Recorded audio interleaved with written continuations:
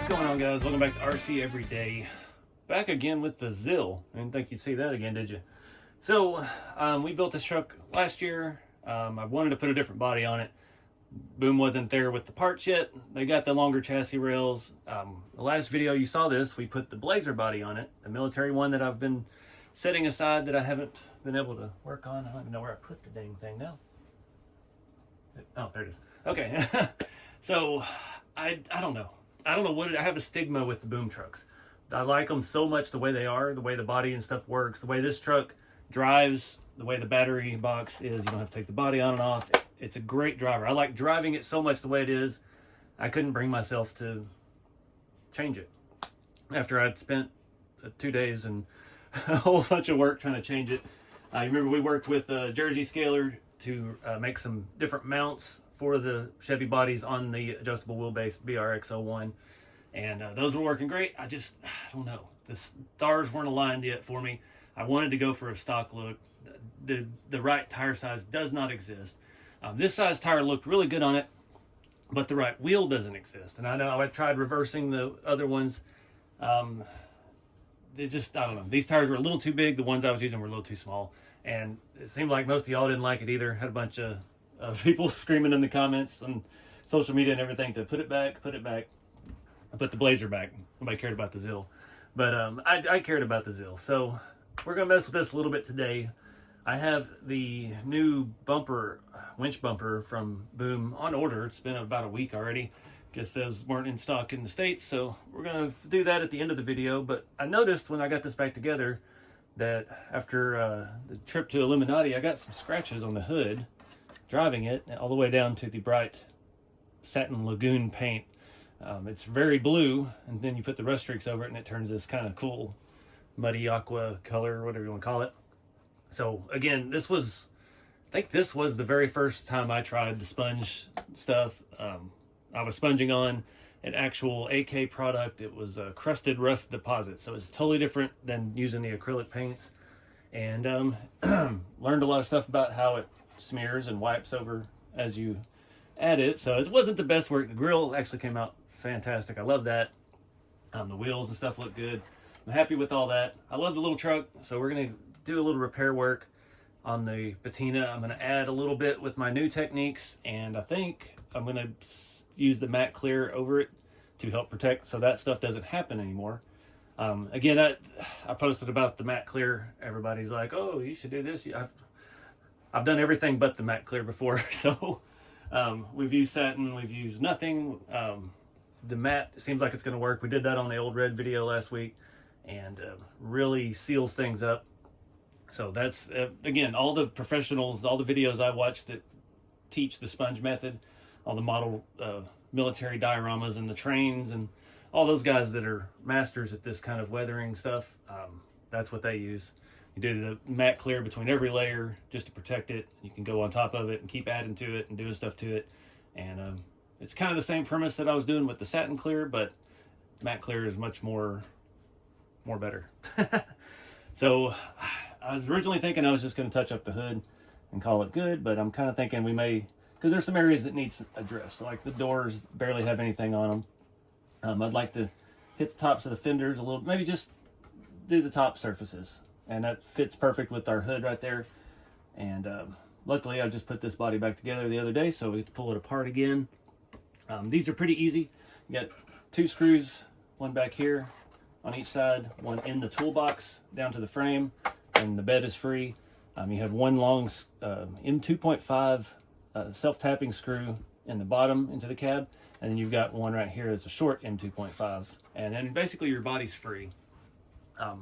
Probably gonna go ahead and pull that bumper off because my grill did not want to stay seated all the way, and I think that was a glue-on thing, so we may end up addressing that as well.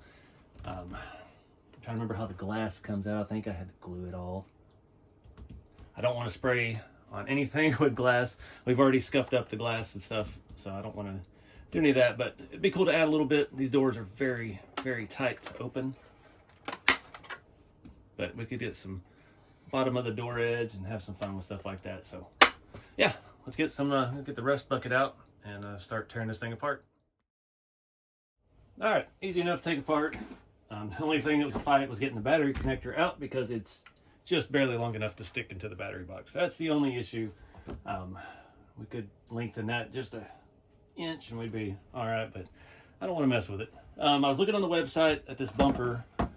Make sure this one does mount to the frame, so we won't need any of these mounting brackets on here. Those are Phillips head. Oh, it is glued in, I believe, too. Trying to remember how this goes together. I think it is glued. That's not good. Where's my little flathead? Let's see if we can make anything happen here. It's weird. I was looking at their website and the photos. The grill is not a separate piece on the blue truck in their stock photos. It's very weird. I guess it was an early prototype, maybe. I think these cabs did come from what brand? A King Kong truck they had for a while, and they've added more detail to it. So, unfortunately, this bumper is holding our grill on at the bottom as well. So, I don't know. It does have screws. We probably should take the bumper off first. These are Phillips head. That's one thing not a huge fan of is these Phillips head screws on this stuff. It is tight to get in there. Some of them are just too small and they end up stripping out fairly easily. Mainly on the Land Rovers. I had a couple on the interior where you mount the beam that holds the two halves of the body together. Had some issues with those stripping out. But a lot of that too was using the wrong size. This one fits a lot of stuff great. I don't know what size this is, but it's a very sharp tip. And a lot of the ones I have for RC tools and things are not the right size. They're more like the JS standard, like Tamiya screws. So yeah, some of that's probably on me, but that's how it goes. We got one more. I mean, this is too big for that. That's why we end up stripping them out. Then I've got to grab this one. Oh, I can do that by hand. Sweet. I was hoping these mounts aren't glued in too good. I don't know. I don't remember what I used. I do regret, this was the last truck I did where I used the tester's paint for the lenses. And now I've got all this Tamiya lens paint. And it's so much better. I guess we can pull the whole grill off. See it, 2 screws. I'm trying to remember, it's been a while. All right, bumper off. I think there's one more screw up top holding it. Let me get something to set this on because I don't want to scratch up what we got going here. The Boom Racing towels. When I was at Crawfest and I was set up as representing Boom Racing, they sent a ton of stuff to give away. And I had about 12 of these towels, and man, they went fast Friday morning. I guess I've talked about them in videos a lot. People want the beloved Boom Racing towels. They do sell them, but if you find them at an event, Boom Racing's usually giving that kind of stuff away. We gave away a ton of stuff for Boom. I had tons of keychains and stickers. Oh. All right. Easy enough. Not to change the subject, but so we can see. Oh, now the grill's straight. So the bumper bracket and all the glue that I'd used was what was forcing the grill out. So now we're good. Perfect. So I gotta decide how far I want to take this down. These hoods are fun. You gotta squeeze it from the side so it pops loose in the middle. I think one of our grill screws is behind the radiator, which is glued in. Don't want to do that. All right, let me do some thinking here, get some stuff set up. All right, got you a bird's eye view. You can see a little bit how this works. I've been doing this a lot lately, so cheap acrylic paints. I don't need very much. Ooh, I've actually almost finished that tube.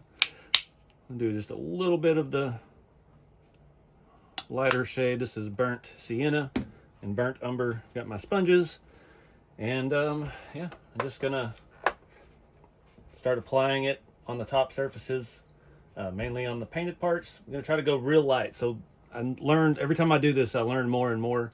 What was the last thing? Old Red I just did. That's probably way too much paint.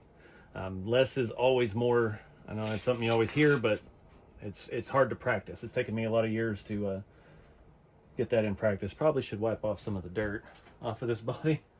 Like I said, I've driven this truck everywhere. I probably shouldn't use something with plastic in it.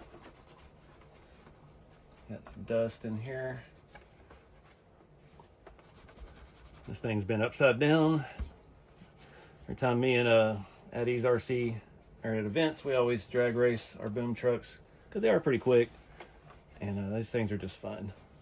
Super tough little rigs.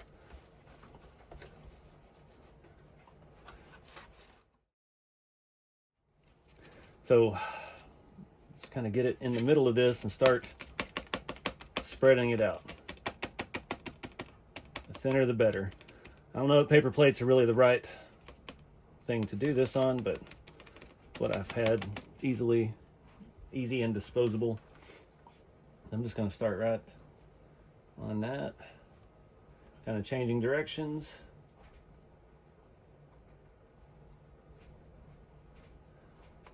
You're kind of working the ridges, the edges of things. It's going to get more on those, and it's going to fade away from it. You could go even smaller with the sponge. This stuff I like this size. I've gotten used to working with it, but that's, it's just my preference. Let me get that scratch real good. Kind of work back up the ridge of the hood. So I barely have anything on that. As you can see, it's getting lighter and lighter the longer I do it. That's kind of the whole point of it. You're starting with one area and you're kind of working your way out and fading away. And I'm redabbing. I'm doing it on the part here that I've kind of already thinned out.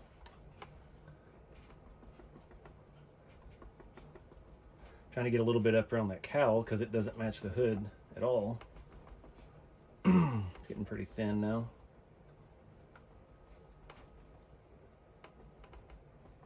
Kind of slightly changing the tilt. This is the texture, and you're not wanting this rubber stamp the same shape over and over and over.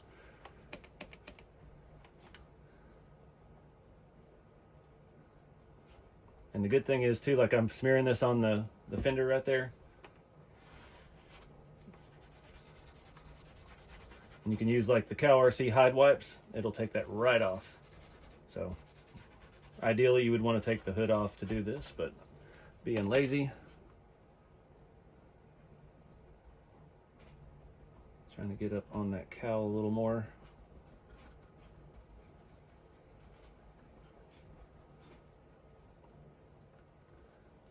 I'm not doing anything crazy, just you see how it leaves the green in the recess around that body line. Looks pretty cool. Get the nose just a little bit more. So this stuff darkens up a whole lot after it starts drying. So that's why this looks like it's super orange, super bad, but it's really not that bad. Once it dries, it's going to really change. Trying to get that. Basically now I'm just blending colors. I can't even see it on the sponge. You can see that one edge. I make sure I don't get splotchy like that, because I've done that a couple times. I'll dab a little too hard and one edge of the sponge will be bright and it'll look terrible. So I'm just going to work this kind of on the edge. And then go down our body lines with the brighter color.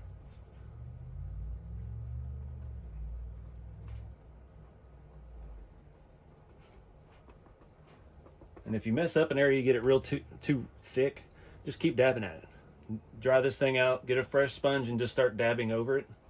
And it'll start blending it, making it smaller, less noticeable.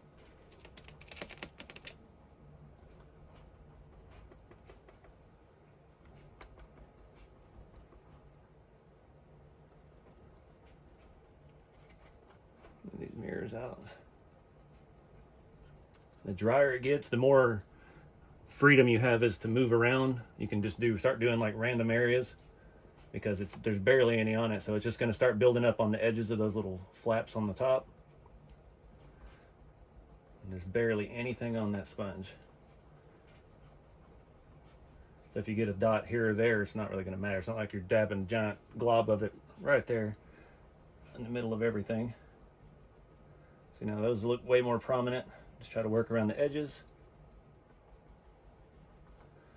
The hood looks really good, but the cowl, I'm still not happy with the cowl. I'm going to bring a little more brown back into it. Try to blend it. Make sure I got way too much on one corner of the sponge. You can come back and clip that corner off too if that's causing you problems. Oh, I got it on the window. This is completely dry too, that towel. There's nothing on it.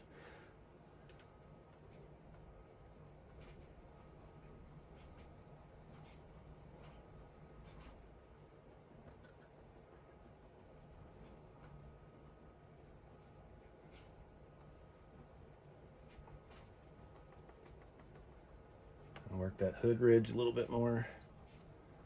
You can still see a little bit of those scratches, so I'm going to grab a little bit more of the light color, blend it in, try to find a clean spot on the plate to check the shape. You can see it's got one little glob right in the middle. We want to thin that out.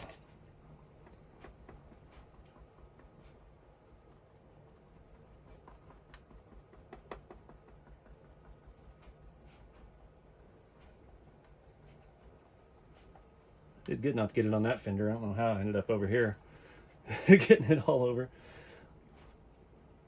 Need a little more up there.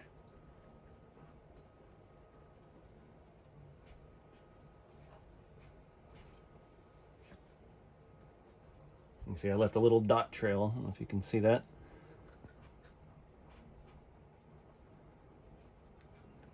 Trying not to move the sponge too much there to get into the window. Don't want to have to take the glass out.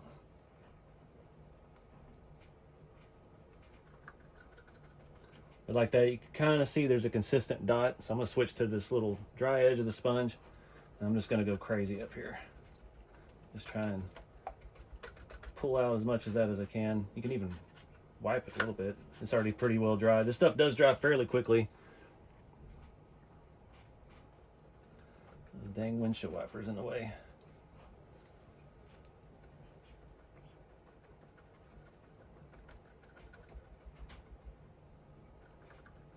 And I'm not applying a whole lot of pressure with the sponge.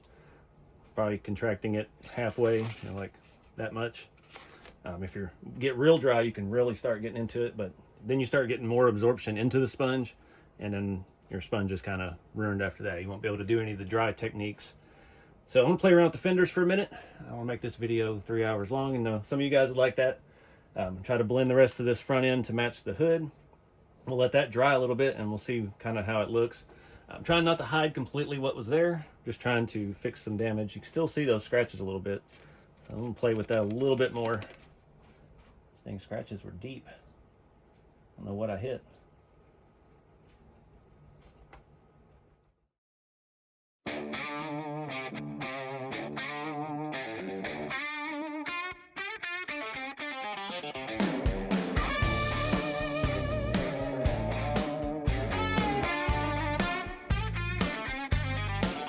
Shop light burning when the day wears down. Pops on the bench spread all around. Tiny bolts so plain weathered steel. Building little rigs that look too real. A scratch on the door, rust on the bed. Scale wise tucked where the real ones live. Not just another box from a shelf. He builds them like they live.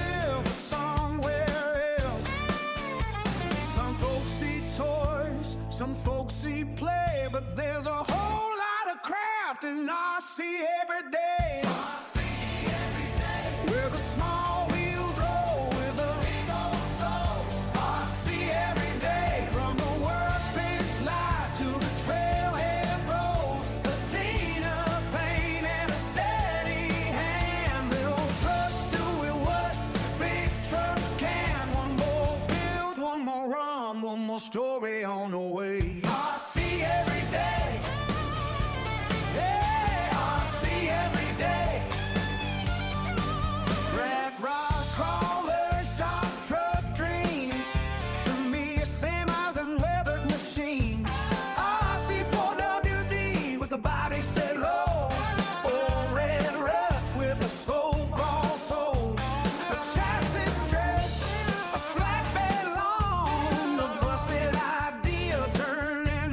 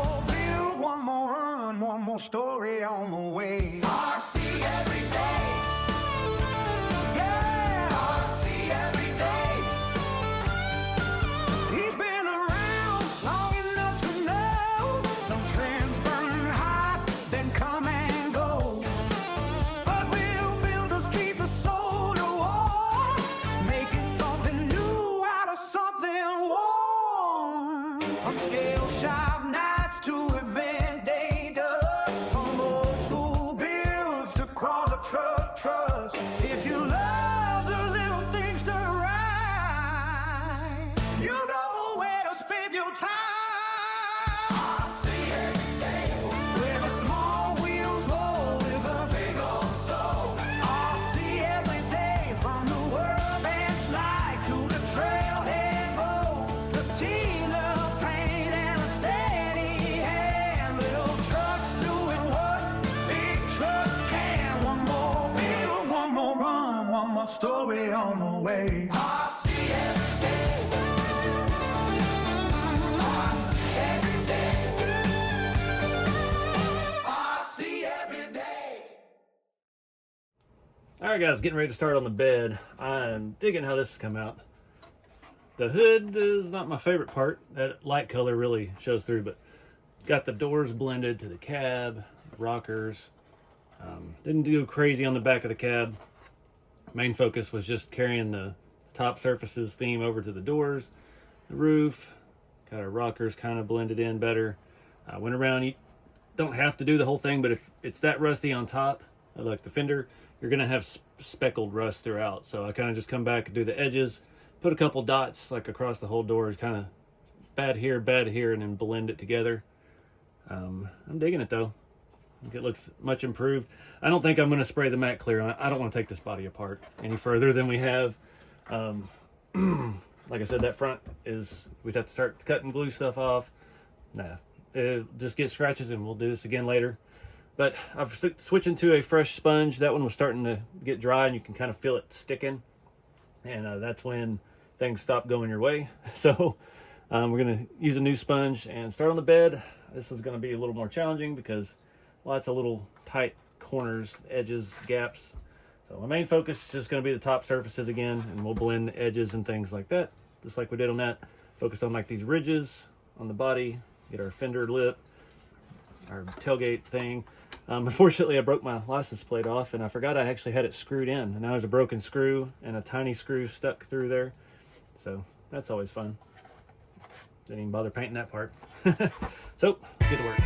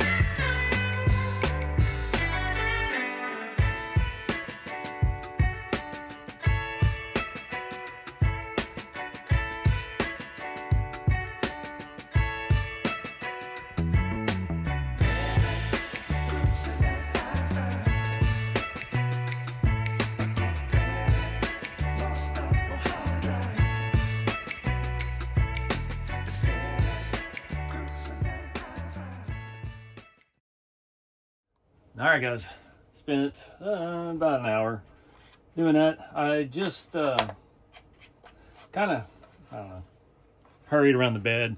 I can't get in there with the sponges. Got the inside of the tailgate, which I had forgotten to do before. Did the bed a little bit. Just focused on the ridges, got the tire wells, inner fenders stuff. Looks pretty dang good. Impossible to get up in there. If I would have got a sponge skinny enough, wouldn't have been strong enough to actually stick in there. I'm sure there's some firmer sponges we could have used, but it gets the job done. That part would have been shaded out of the sun, so it doesn't have much damage. It makes sense. I did widen out the battery hole over here a little bit, the battery connector. Hopefully I can get that in and out a little easier. I'm gonna throw this on, and then we're gonna be stuck waiting on the front bumper to arrive, which I'm afraid is gonna be like another week. I got print dust or sanding dust all in my wet patina. That's awesome. Again, this stuff does dry really quick, so it's not super delicate. Pull this out as much as possible. Note to self, should have ran the battery wire up the other side where the shift servo is not. All right, let's do this different. Cab's just sitting on there for now because I'm probably gonna have to take it off when we get the bumper. No clue how that goes on yet, but the bed we can go ahead and attach. I had this problem before, it fit very snugly. Come on. Come on, meow. There we go. All right, that was almost lined up perfect. Yeah, that makes it a lot easier on the battery. Getting the battery in and out. This is one of the best features of this truck, is having screws that line up.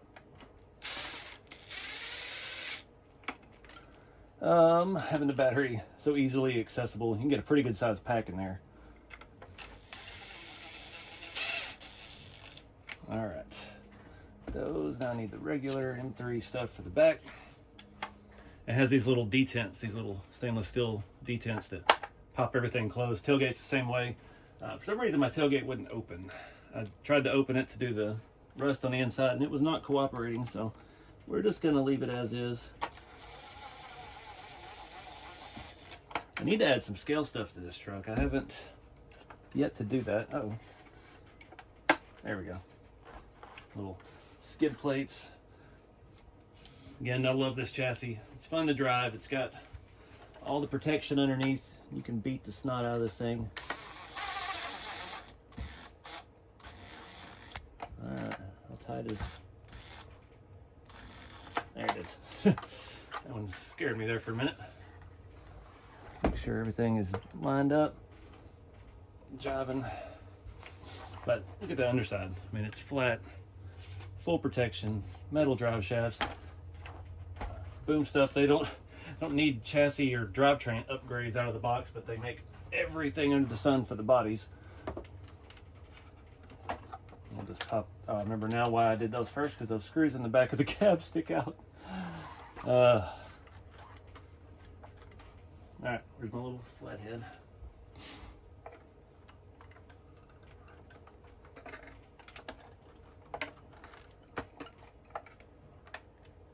There we go. At least the cab's dry. There it is. Boom. Pun intended. Dude, I think it looks so much better. So the front bumper is black. I'm gonna do the same thing to it. Black bumpers look really, really good with that type of rust.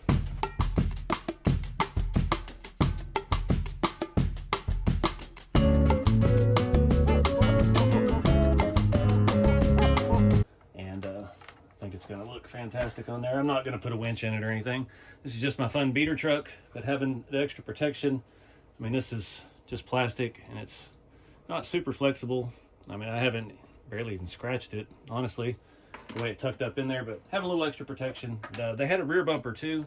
It's just like a single tube with some silly stuff. I don't really necessarily like the style of the front bumper, but I wanted to do a metal upgrade to it just for protection. Yeah.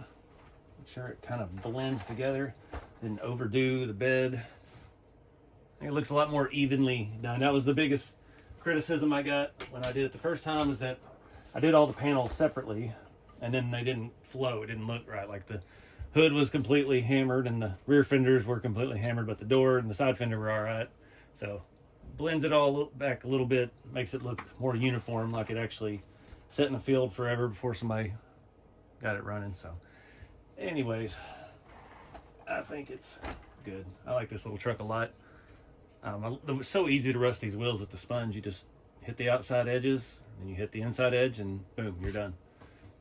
I trying to think those. I guess it looks lighter because it's on the white wheel. I could have done those a little darker, I think. But anyway, let's wait on the bumper to get here, and we'll get this thing all dialed in.